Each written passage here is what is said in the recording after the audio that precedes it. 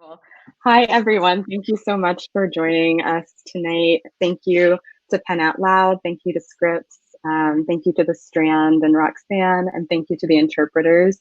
I'm really, really looking forward to this, and I'm so happy that this could happen in an online format because it means that I get to hear from audience members from really far-flung places, and that's one of the random perks of this difficult time that we are in. So thank you all for joining from wherever it is that you're joining from. I'm just going to read from the very beginning of the new novel. Whenever I think of my mother, I picture a queen-sized bed with her lying in it, a practiced stillness filling the room. For months on end, she colonized that bed like a virus. The first time when I was a child, and then again when I was a graduate student. The first time, I was sent to Ghana to wait her out. While there, I was walking through Kejitia Market with my aunt when she grabbed my arm and pointed.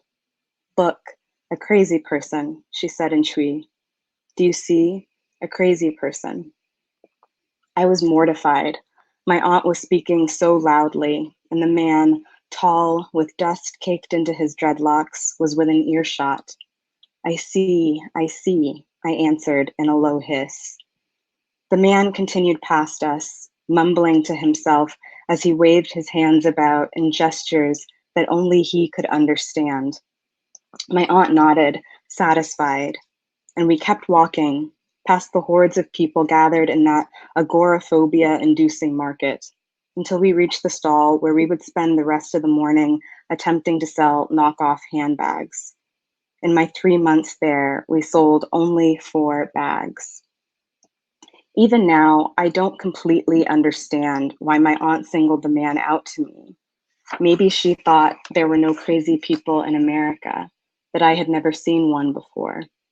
Or maybe she was thinking about my mother, about the real reason I was stuck in Ghana that summer, sweating in a stall with an aunt I hardly knew while my mother healed at home in Alabama. I was 11, and I could see that my mother wasn't sick, not in the ways that I was used to. I didn't understand what my mother needed healing from. I didn't understand, but I did. And my embarrassment at my aunt's loud gesture had as much to do with my understanding as it did with the man who had passed us by. My aunt was saying that is what crazy looks like. But instead, what I heard was my mother's name. What I saw was my mother's face still as lake water, the pastor's hand resting gently on her forehead, his prayer, a light hum that made the room buzz. I'm not sure I know what crazy looks like, but even today, when I hear the word, I picture a split screen, the dreadlocked man in Kejitia on one side, my mother lying in bed on the other. I think about how no one at all reacted to that man in the market, not in fear or disgust, nothing, save my aunt who wanted me to look. He was, it seemed to me, at perfect peace, even as he gesticulated wildly, even as he mumbled. But my mother, in her bed, infinitely still, was wild inside.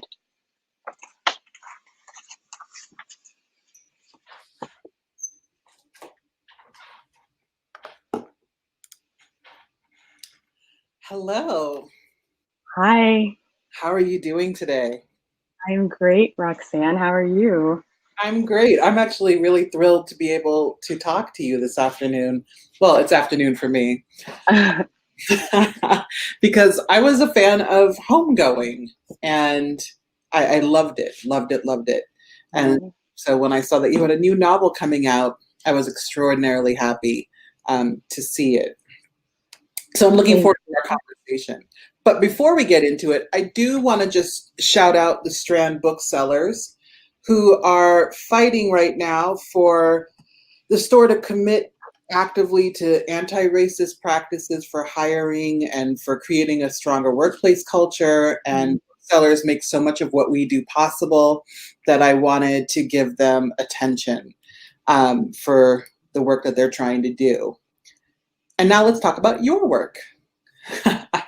So for people who have not yet read Transcendent Kingdom, what's the elevator pitch that you would use to describe it? The elevator pitch. So Transcendent Kingdom is a novel about a young woman named Gifty who is getting her doctorate in neuroscience at Stanford. And she studies something called the neural pathways of reward seeking. But basically, she studies addiction and depression. And she's interested in this in part because those two things have affected her personal life. When she was 11, her younger brother died of an opioid overdose, and subsequently her mother fell into a depression. And so she's researching this topic, and it's at a time when her mother has fallen into another depression and comes to stay with her. So she's taking care of her mother, conducting this work, and trying to make sense of this world. So mental illness comes up in a few different ways in this book.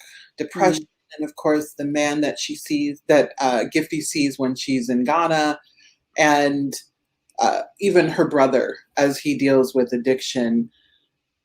What, if anything, did you want the reader to take away from this novel about mental illness? Well, I have read some really excellent books around mental illness. I'm thinking of Adam Hazlitt, who I think writes really beautifully about it. He writes a short story collection called You Are Not a Stranger Here. Yes. I also love Miriam Toews' work. She has a great book called All My Puny Sorrows. And I love their work in part because they delve into mental illness without the stigma, without coming from like a judgmental lens. And I wanted to do the same thing, but for my communities, the communities that I grew up in and grew up around, which are the Southern Black and religious communities. So I wanted to write a book that encapsulated the experience of mental illness as best I could, and from a standpoint of trying to understand without judgment. Mm-hmm. That lack of judgment really came across, and I was particularly interested because we don't often see what mental illness looks like and how it's treated in Black communities, in African American communities, in African communities, and immigrant communities. Mm. So were you concerned about some of the cultural narratives that we have around mental illness as you wrote this story and tried to tell the story in the way that you saw fit? Yeah, definitely. I think that it was something that I didn't really hear talked about very much when I was a child. I stumbled upon this study that appears in the book several years ago, and it was about how schizophrenics in India, Ghana, and America perceived the voices that they were hearing differently. How in India and Ghana, the voices were welcome. They were voices of family, voices of God. In America, they were harsher, more violent. I found that really interesting. So I was thinking a lot about the kind of cultural interpretations that that one could have of mental illness, and how to kind of talk about something that, again, I very rarely heard talked about. One of the things I noticed throughout the novel is that silence does a lot of work, especially in terms of Gifty's mother, who's in the middle of this depression. And we don't hear a lot from her, and yet she's still a fully drawn character. And so what did you do to make that silence still speak volumes? Yeah, this is something I thought a lot about. You know, there's this kind of inertia taking place because Gifty's mother spends the majority of the book in bed, in the present action. That's basically all you really get to see of her. And yet I took the line that I read at the end there, that my mother in her bed, infinitely still, was wild inside, as a kind of guide for how to think about this woman and how to think about her from Gifty's perspective, She is, in Gifty's eyes, fierce and strong and hardworking and really incredibly dynamic. And you get to see her come to life as Gifty reflects on her childhood. You get to see the moments where she was as brilliant and as not inert, as active as anyone. And I think in that way, that push and pull, that tension between who we see in the present day and who we see in the backstory helped me to flesh out that character. In Homegoing, you told this fairly linear narrative, but you went from sort of vignette to vignette across time, ending pretty much in present day, and you still play with time in this novel. So what are the pleasures as a writer of working across different times? Oh, there's so many pleasures of working across times. I think for Homegoing, it was very obvious pleasure in that I was getting the opportunity to research so many different time periods and try to kind of put together this whole map of the transatlantic slave trade, of the diaspora. It felt like a kind of excavation, and I don't think it would have felt that satisfying if it hadn't covered such a great amount of time. And the other thing that it offers me, I think, thinking about this kind of interplay of time, is the opportunity to really think about what it means to live in the present. I think if there is like a through line between these two works, it is about the fact that the present isn't this discrete thing. History isn't something that happens and then ends. It follows us. And in this book, we get to see Gifty at a time in her life where perhaps she believes that she has conquered some of these things, elements of her past that used to haunt her. And yet, as we read, we realize that no, all of her ghosts have followed her. And I love that idea that that time allows us to kind of think about the present. History allows us to think about the present. It does. It does. Mm. You know, as a writer, I often think of science and math as these elusive fields that I really want no part of.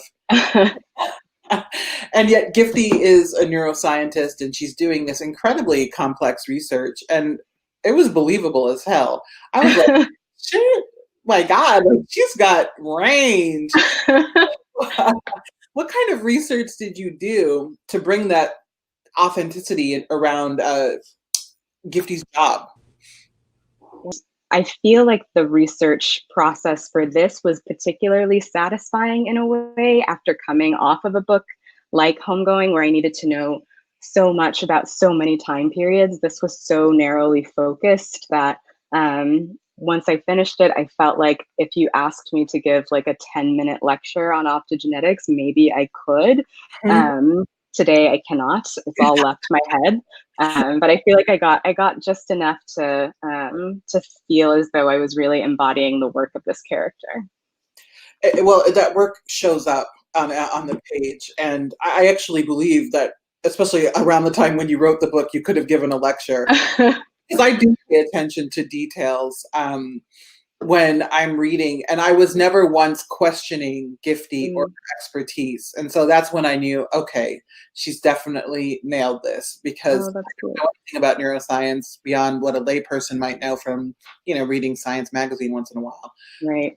I still felt like it was authentic. And so you had that experience of being able to shadow your best friend. And I know it's a sort of a cliched question, but yet people love the answer. So what does your writing process actually look like once you've done the research and you've embedded yourself in an environment? How do you bring it to the page? Yeah, I feel like I always have the most boring answer to this question, but I'll take a stab at it. I mean, for this, I don't outline, so it's always really, I always feel like I'm just kind of in the wilderness when I start a book. I'm not really sure where I'm going. Homegoing was a little different because I knew I wanted to end in the present, so I knew kind of generally where I wanted to end up. This I had no clue. It was so loose. It was in the first person. It is in the first person. And so there was the added element of kind of trying to embody this character as intimately as I could, and I could go anywhere.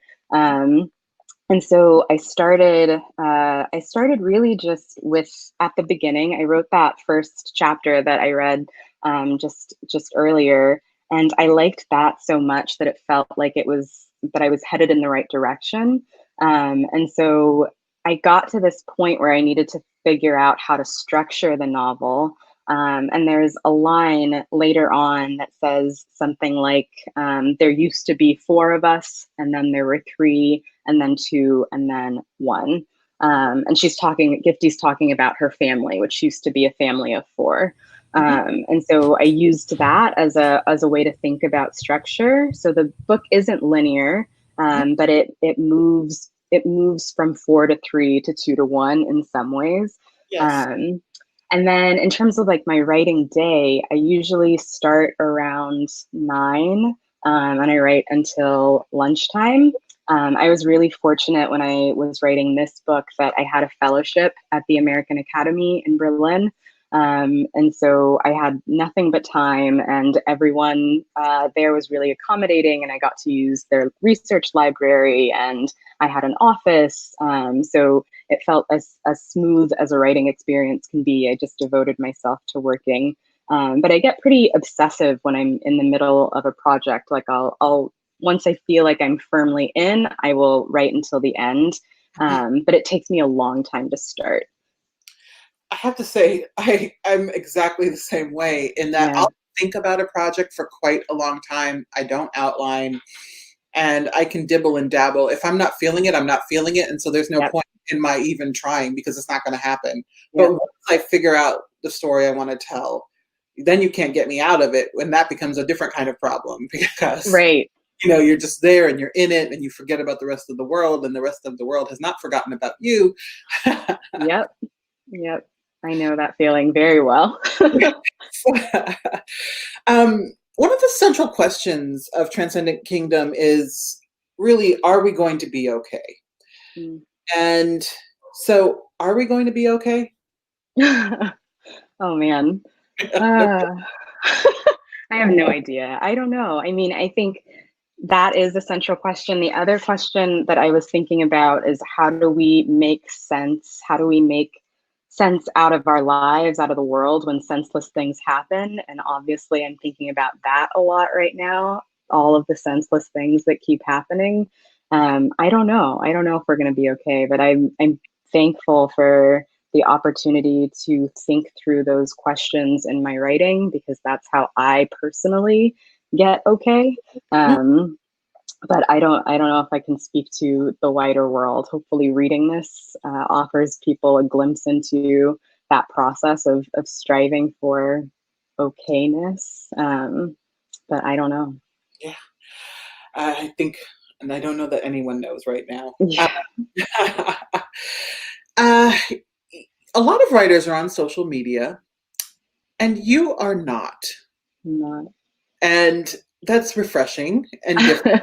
Social media is great if you want to do it, and if you don't want to do it, that's also great. So why are you not on social media, and how do you resist the pressure that sometimes publishing puts on writers to be present, to make yourself and your personal life available in ways that writers of previous generations never had to do? Yeah. Yeah, I'm really sympathetic to the fact that so many writers do need to have a platform in order to be able to make a living out of their work, in order to promote their work. I was really fortunate when I started this process. My publishing team sat me down and they were like, "What would you like to do?" And I basically was like, "Nothing." And they were like, "Okay." But for me, social media has been not great for my mental health. Like I just find the kind of constant barrage of other people's opinions and thoughts and feelings about any little thing can kind of wear on me. The other thing too is like having access, and I'm like, I think criticism is really important, and it serves its own purpose, but having access to every negative thought that anyone has had about me or my work is just not a good place for me to be. mentally, and so I decided just to opt out. And that's really the way that I keep mentally healthy in this, and keep trying to write more. Yeah. That makes a lot of sense. It's interesting. There's this idea that if you're on social media and someone has an opinion, there's this sense that you have to hear that opinion, and I resist that. I Yeah. resist that vigorously because I have editors. Yeah. I don't need to know what your thoughts are there, Susan. But but it's interesting that people have that impulse. Yeah. And so, do you read reviews of your work?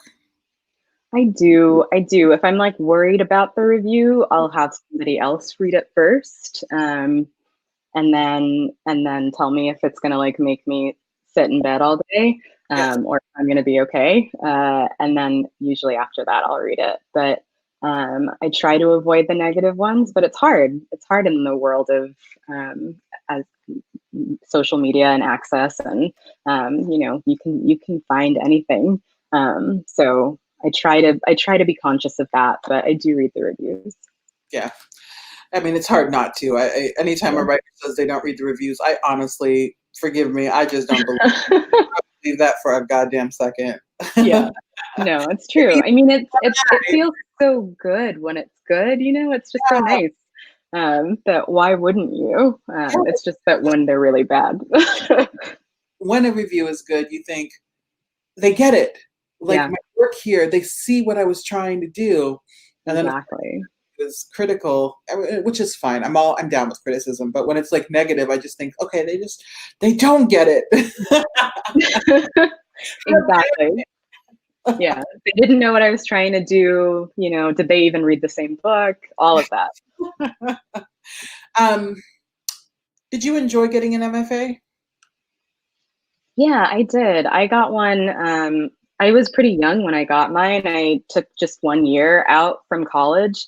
Mm, And at the time, I had wanted to go straight from college to an MFA, and I had some very wise professors in undergrad tell me to get a little life experience first. mhm, So I worked at a startup in San Francisco and hated it so much that I was like, this is all the life experience I will ever need. mhm. And so I decided to apply to MFAs. And at the time, I was already thinking about homegoing. And so I think the thing that I loved about Iowa, where I went, was that I had so few obligations other than writing this book. It really did feel like 2 years, 2 free years to think and write. Workshop can be really hard. And not least of all because they're not the friendliest places for people of color, and I certainly am sympathetic to that. I think my experience, I was so single-minded and so kind of focused on the fact that I was in the middle of this book that felt like it was taking my whole life, that honestly the best thing that could have happened to me at that point was to get a chance to pause, to not think about money, not to think about how I was going to earn money, and write. Yeah, I love hearing when writers say it was the time that the MFA afforded me. Whenever Yeah, students ask me if they should go on to get an MFA, it's really, do you want time? yeah, Because that's what you do. You get 2 or 3 years to step away from the job market and from student loans, which you can defer, and all kinds yeah, of. And it's not like you're going to learn some magical thing, but you might. But really, right, you're right. right, And then, exactly. if you're lucky, a book emerges. Yes. Yeah, my advice usually too is to go to one that is fully funded, one Yes, that's going to pay you a stipend or give you a teaching gig. Do not spend money to go to an MFA. absolutely. Unsolicited advice.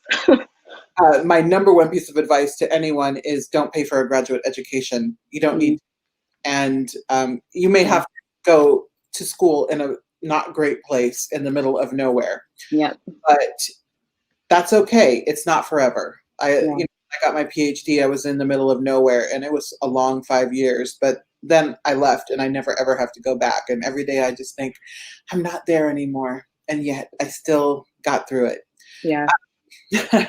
exactly. So this is your second novel. What's next for you in terms of writing? Oh, that's such a good question. As I mentioned before, I'm the kind of person who just kind of worries over an idea for a very, very long time before I get started. I find beginning novels to be the hardest part. Mhm. So that's where I am. I'm in this place where I have just the littlest inkling of an idea. And I'm just kind of worrying over it. I'm thinking about it and trying to figure out how I might approach it, how I might enter it. The nice thing about this period, the kind of fallow period between books, is that I end up reading a lot and reading as widely as possible, reading things that feel like they might be some way helpful, somehow connected to the thing that I'm working on. So I've just been doing that, which is the timing, the pandemic. I don't think I could have written. I think it would have been too anxiety making to try to be writing right now. So I'm just waiting and thinking.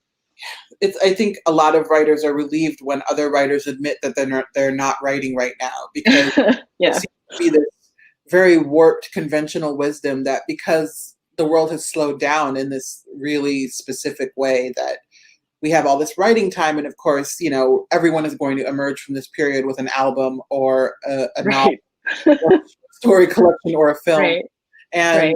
and that's not necessarily the case. No, But reading, I often tell my students that reading is writing in some ways. You're yeah, doing a lot of important work when you read. yeah. What kinds of things are you reading right now? I'm reading mostly fiction these days, and I was trying to kind of reach back to books that I hadn't read before. So I read The Remains of the Day for the first time, and I adored that and became one of those people who, like, decades too late starts proselytizing about a novel that everybody else has read. And so there I am. I read The Vanishing Half by Britt Bennett, which I thought was excellent. I read Wayward Lives, Beautiful Experiments by Sadia Hartman. That's not fiction, but it's so beautiful, so well done. She does this practice called critical fabulation, where she's taking public records, so things like police reports or photographs or kind of sociological notes that were conducted about various women living in mostly Harlem and Philly in the 1920s ish. And she's constructing or resurrecting a life, a narrative around these records. And it's so beautiful and interesting and radical. And that's probably one of the best things that I've read in the past several months. But yeah, just trying to read as widely and as much as possible. Who are some of your favorite writers and also influences? Some of my favorite writers, I love Toni Morrison. Song of Solomon is the novel I think that set me on this path toward becoming the writer that I am today. And she's the example that I am always trying to strive toward. I love Jesmyn Ward. I love the fact that she writes about the people of the Gulf Coast, the people of Mississippi, with such love, love that feels like it informs every sentence, every word. She's a phenomenal writer. I would read her, grocery list if she let me. Yeah. I really love Edward P. Jones, who writes these short stories. He also wrote a novel called The Known World, but his short stories are the ones that really grip me. I read his first collection, Lost in the City, one summer when I was just home from college, and I've never forgotten it. I love the way that he plays with time within a story. I just think that he's just one of the most remarkable writers, and he's also one of those writers that like takes sometimes like decades between books, and so you never know if he's going to write another book again. And I think what a gift that he's given us these three beautiful books. So he's another favorite. Those are great choices. I love Edward P. Jones, and I do, like, if he never writes another word, it's okay. Exactly. Sad, but it will be totally, totally fine, because Yeah. the books that he has written have been just remarkable. Yeah. Before we open it up to the audience, I have one final question, which I just love to ask writers and creative people. And that's, what do you like most about your writing? Oh, that's such a good question. I don't think anyone's ever asked me that.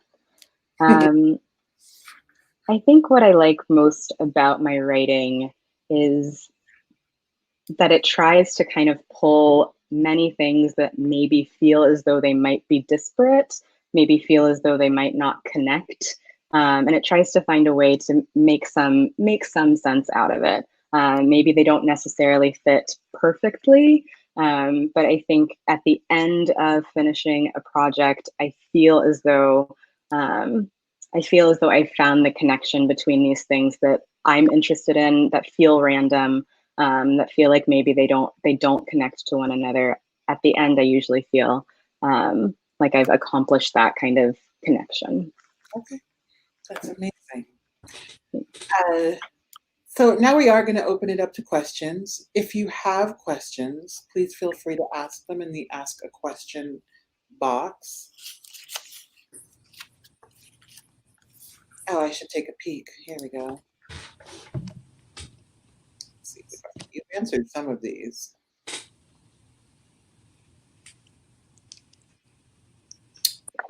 Yes. Can you talk a little bit about some of the research that you did to write Grief?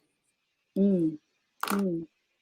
Some of the research I did to write Grief, I think I was reading a lot of just kind of newspaper articles, essays, things about people who were encountering the opioid epidemic in their personal lives in some capacity, and kind of watching grief play out in many different ways. There were a lot of really helpful, I mean, obviously we were in the middle of the opioid epidemic. We still are, though the pandemic has kind of usurped all other epidemics.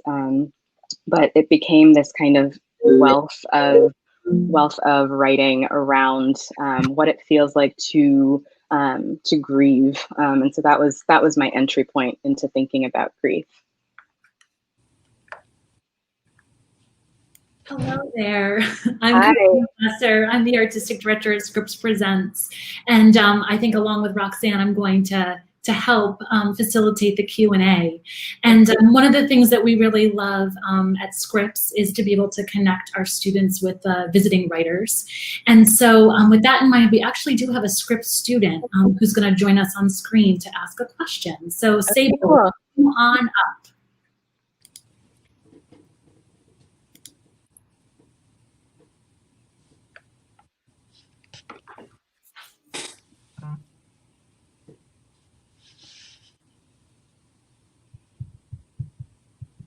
Hello.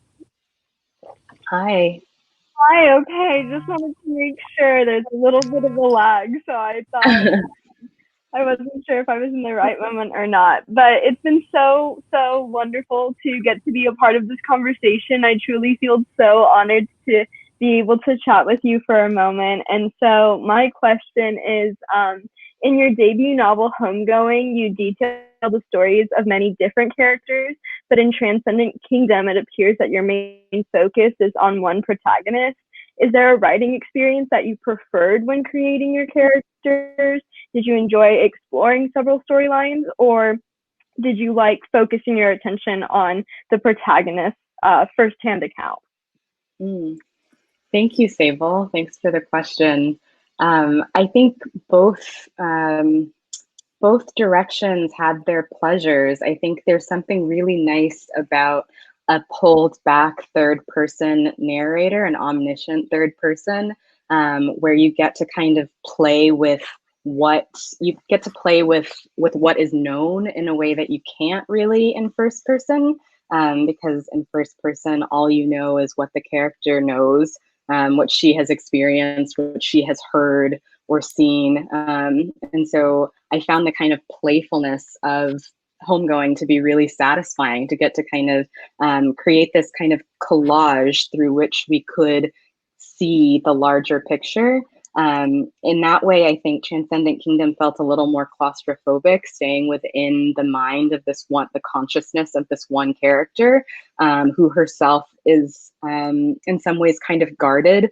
I think even from me, like even from anyone in her life, I think she was not the most willing to kind of lay it all out on the table. And so I was always trying to think of ways to see around what she was saying, to show her, to like hold up a mirror that could show her even at those points when she wasn't really seeing herself or being fully honest with herself. And that was a different kind of pleasure, to kind of stretch my skills in this way, to be able to stay within this one character's consciousness, and figure out how to get a full picture of her without other characters to rely on. Thanks, Ava. And now we have a question from Priya, who is either going to appear magically on screen or in our ears. Okay. Priya, get away.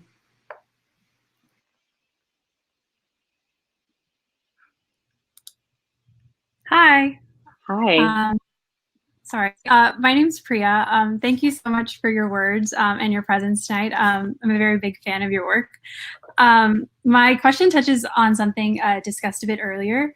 So thinking about how some of your characters in Homegoing and are going through like possible bouts of unacknowledged mental illness, and learning about Gifty's mother and Transcendent Kingdom, I think that awareness and vocabulary around mental illness seem to change across oceans and across generations, and manifest differently across gender. And I was wondering what your primary motivations and considerations are when representing mental illness in like immigrant families, and especially that of women. Thank you, Priya. Well, mostly or primarily, I think I just want to represent it, period. Again, because I haven't seen a lot of representations of mental illness within immigrant communities depicted in literature, on screen, what have you. And I wanted to kind of be able to show this experience from as many different angles as possible, because it exists. It's not a Western invention, as Gifty's mother hints at in the earlier chapters of this book. It's very real, and so yeah. I guess I'm thinking about trying to just represent it at all, and then from there I can try to represent it in nuanced ways. To think about, as you say, how women might experience it differently than other genders. But just any way to kind of present this picture that, again, I haven't seen very often in fiction. And Roxane, I see you taking a look through the Ask the Question section. Are there any in particular that caught your eye that we should? Whichever ones you want. Sure. Well, I have one from Madeline, and this actually is for both of you. It says, as writers, what motivates you to write? And what impact do you hope your work will have on the reader and society? Go ahead. Okay. It's hard for me to even kind of like remove the part of me that wants to write or that writes from any other part of me, because I've been doing this for so long. I've been writing fiction for so long. I started writing when I was a really young child, and so now it's really kind of the only way, or one of the only ways, that I feel like I can just process what it means to be alive in the world. And that's what it offers me. It offers me the opportunity to think about my connection with this world. And in Eula Biss's words, the fact that we are continuous with everything on this earth. Writing is the place where I feel that most deeply. I would say, I write because I love it. I've always loved writing. I get a genuine pleasure from facing the blank page. I've never been a tortured writer. And this is not to say I don't have challenges with writing, but I just genuinely enjoy it. And of course, the older I get, and I suppose the more successful I get, the more I appreciate the opportunity to write about things and people that you may not see written about all the time, or written about in ways that I think are good or ethical. Right. I am the daughter of Haitian immigrants, and that's really important to me. And there are a lot of us, but not a lot of us get the opportunities that I have had to write about what that means and what it looks like, and that it's not a singular story. So Right. it's just great. Thank you. The next one we have is from Aaron, and it says, how, if at all, is the current landscape surrounding race in America influencing the way you're envisioning your plans for your next project? I don't know if it is, if it is changing the way that I envision my next project. This, while it feels kind of overwhelming right now, it definitely doesn't feel new. So it doesn't change anything about what I think my goals and aims are when I sit down to write. It doesn't change how I see America. And in that way, I don't think that it's going to greatly impact or change the next book. Maybe there are ways that I'm still processing kind of unconscious views that maybe I'm not aware of right now. But if anything, I feel even more sure that the reasons why I wrote Homegoing were correct, and that makes me want to keep doing the kind of work that I enjoy doing, and that I think is important to do. Great. And Kara asks, can you talk about the research you did to write grief? I think I answered this one already. The research I did to write grief. Let's do another one. We have good ones. Let's see here. So we have from Emily, it says, how do you balance drawing from your personal background with fiction to create such a vivid, authentic world?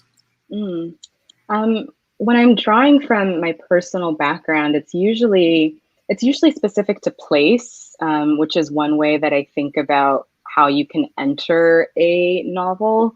I like to write about places that I have been to, places that I know, just because it kind of offers this scaffolding for building the world. So in Transcendent Kingdom, there's Huntsville, Alabama, there's Ghana, there's Stanford University. These are all places that I know, and it allows me to kind of, again, like create this scaffolding that I can build around. But I try not to use too much more than that. I want the characters to feel alive on their own merit. And so I start with place, and then anything that comes from that emerges from that. But I don't think too deeply about what all is me and what all is the character. Mm-hmm. And we have a question from Janani. Reading Homegoing was a deeply spiritual experience that made me think about how colonization has shaped my own family line. What advice do you have for someone who wants to research their own motherland over hundreds of years? Be very patient with yourself. Allow yourself the time. I think, there's a version of this process of writing Homegoing that could have taken 20 more years. And that would have been fine too. Like, I think this work of kind of, again, I think of it kind of as an excavation, this work of like excavating these histories is slow work, and important work, and work that shouldn't be rushed. So however you find an entry point into it, go from there and build slowly. And also we have, let's see, this question is from Nadia, and it says, what lesser known authors are you inspired by? I know you talked a little bit about some of the writers you've been reading, but any that we wouldn't have heard of? Sure. There's a book that I really love by a writer named Dana Johnson called Elsewhere, California. It's a novel about a young woman whose family moves to the suburbs, and she's kind of learning how to be in this new predominantly white space. She's a young Black child. And then it moves also into her life in the present, where she's now an artist. So I think of it as kind of classically a Bildungsroman about a woman becoming an artist, growing into herself. And it's really beautiful. I can't remember when it was published, but I think it was in the early 2000s or the 2014, maybe something like that. But she's a writer who I really admire and who I don't hear mentioned quite as often. Have you read Break Any Woman Down? I haven't read Break Any Woman Down, but it's on my list. Oh, that was the first book of hers I ever read. And it was actually one of the first, which speaks to my education, but it was one of the first short story collections by a Black woman that is not Toni Morrison. Wow. Yeah. And if you liked Elsewhere, California, which is phenomenal, you will absolutely love Break Any Woman Down. I believe you. I'm going to get it. Roxane, are there any folks that we should be thinking about that are on your list? Oh, I don't know if he's as well known as I think he should be, but Randall Keenan, unfortunately died this past weekend. He's a phenomenal short story writer. And his current collection is called, oh my God, I'm terrible at names, but I think it's called If I Had Wings. And I recently read it and loved it. And I would love for everyone to get on board with the short fiction of Randall Keenan. I see people he's another beautiful Southern writer. If you're looking for great examples of Southern literature, Randall Keenan is up there. Absolutely. And he does it in a way that, there are Southern writers who write what you might expect from Southern fiction. And then there's Jessamine Ward and someone like Randall Keenan who do it in their own ways. That part is great. And this is the final question. It is for both of you. It's a question about joy. And it is a tough time these days, and so it can be hard to summon it. But Victoria asks, what are some things that bring you both joy beyond writing? For me, reading brings me a great deal of joy. It's still, I think, the deepest pleasure that I have. It is the reason that I write. Writing feels like just an extension of my love for reading. And I think the fact that I am able to just open a book and travel to a place far, far away from the place that we are living in, the feeling of this time is a joy that I don't take for granted. The other things that give me joy are family, my partner, and I recently got a puppy, which is a lot of work, but also just a daily joy. She just reminds me of the fact that, at the end of the day, we just want to cuddle and go outside and chase squirrels. And she's been a pleasure. I have to say reading as well. I'm on an awards committee or two this year, and so I'm reading everything, really, both fiction that were published this year, or at least parts of everything. And I am reminded in a very humbling way that there is no shortage of great writing in this world. And I think it's really useful as a writer to see that I'm not special. I am, whatever. We're all but there is just so much really great writing. And I don't think we talk enough about how if we ignore some of the outside forces, there's room enough for all of us at the table. And I just love being able to appreciate what my peers are doing with the written word. And like, it's been a shitty year. And so to be able to lose myself in some truly excellent writing and to read things that I would not ordinarily pick up because, we read in the lanes that we read in, has been really great. And then my wife has been great. We've never lived together before. And because she's based in New York and I'm based in Los Angeles. And so we have been living together now for 6 months. And Wow. turns out we actually like each other. That's really useful.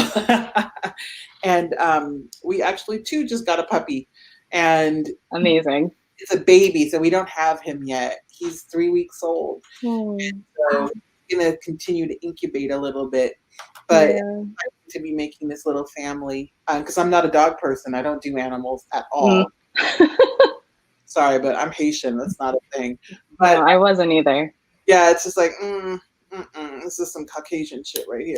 But I am willing to get along, and so I'm really excited. And his name is Maximus Toretto Blueberry. And yeah, Toretto and Dominic Toretto.